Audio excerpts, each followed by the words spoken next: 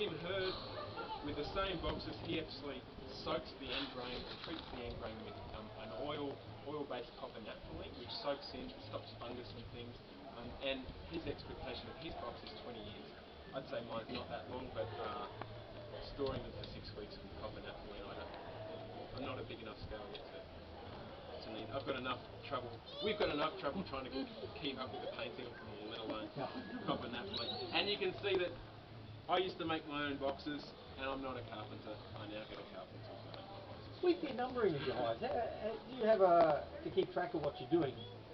Is there an easy way to do that, or I don't know? If you can think of one, tell me. Yeah, that's what I'm thinking. I can't think of any way that's easy to sort of say, yeah, this is the, without having some. So I only keep about 30 hives, and I'm only just at the point where I'm beginning to have a bigger need for numbering. I'm getting a little bit more confused about them now.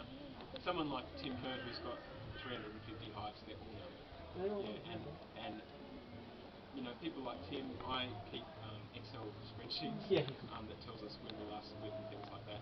Tony Goodrich, possibly the stingless beekeeper in Brisbane who's got the most hives. He estimates that he's probably got somewhere between 400 and 600 hives, but he doesn't like to use a computer, so they're all up here. He doesn't have an Excel file. He doesn't have numbered hives. He just remembers. Okay, that's all right. Yeah, I just sort of look at it and go, I've only got a couple of hives and go, what's this split here and here? Is there a real need to see?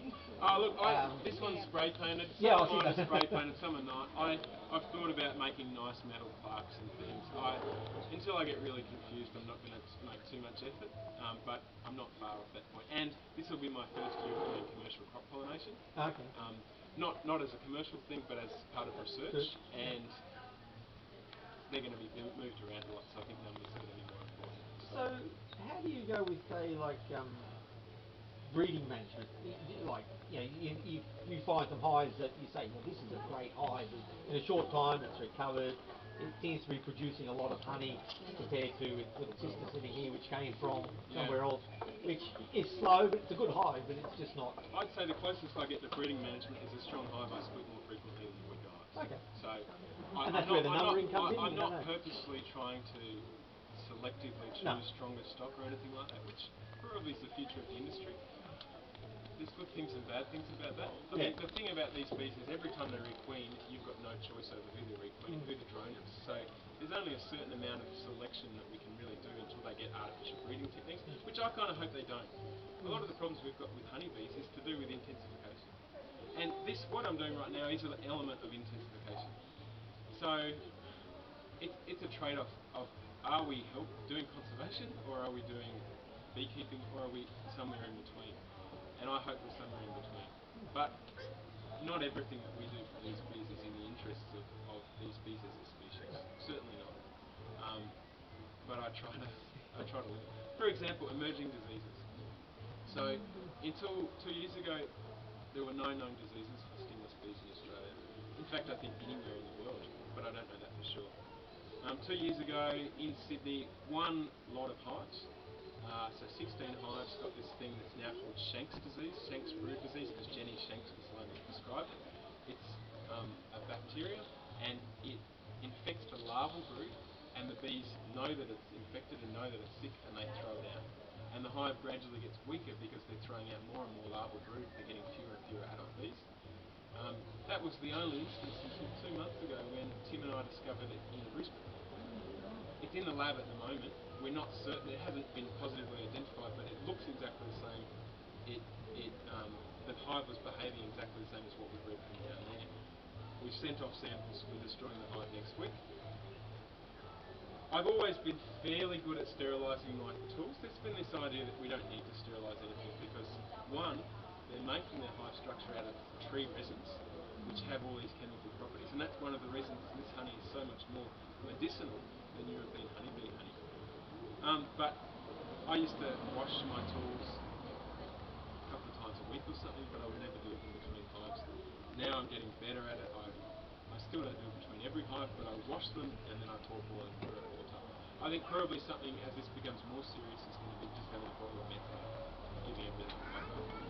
So I think that's the future. I think it's a responsible thing for us as the industry gets bigger to try and reduce these things. And we are having positive conservation impacts in some ways. I think in areas where these bees have been lost for whatever reason, nesting habitat, big trees and stuff, we're doing something positive.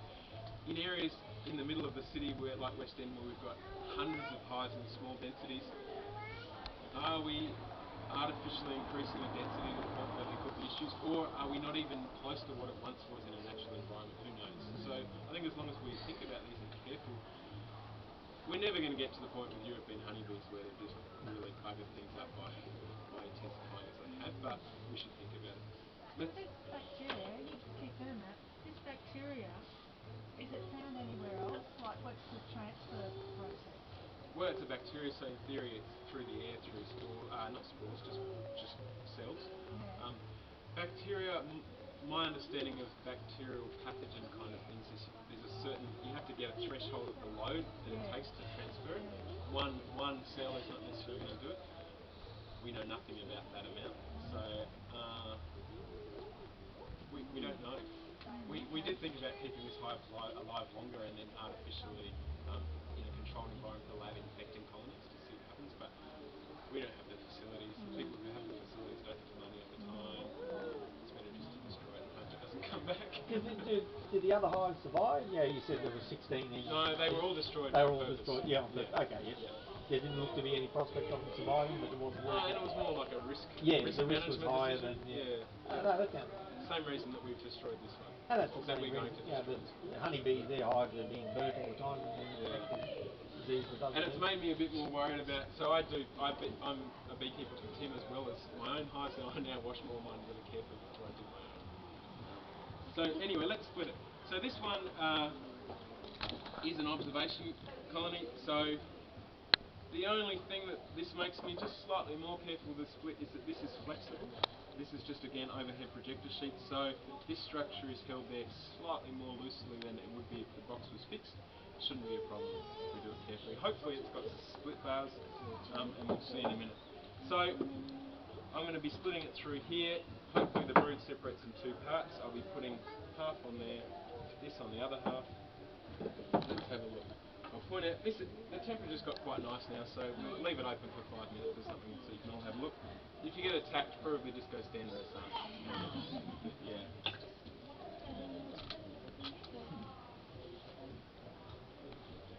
Another thing about these boxes made by a professional carpenter is they've got these little bevels, chamfers, which help not damage your timber as you open it up, which my rough old ones that I used to make don't have those.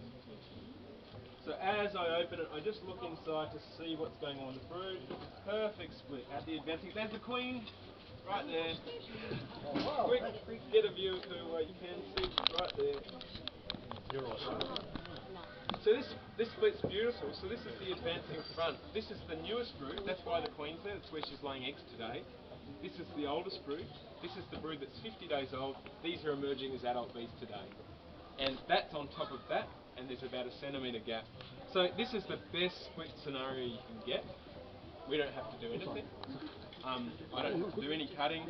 Ideal for Hocking's eye. You can see it's obviously Hocking's eye because there's no spiral pattern to the brood. Haphazard. You can see the open cells, and you can actually see an open queen cell right here. This larger one on the edge. So there's a bit of food in there, so they've started provisioning it. This one right here, a bit bigger. There's no egg in there yet. So the queen lays eggs in batches, typically about 3 or 4 batches a day, probably about 70 to 100 eggs per batch. So the workers go through, they build all of these brood cells, so a batch of 70 or 100, they fill them with food, the queen comes along, lays all the eggs, the workers spend time closing them all up, the queen has a break, the workers build a new batch of cells, it repeats itself. That happens about 3 or 4 times a day. Probably about 300 to 400 eggs a day. Here's the queen again.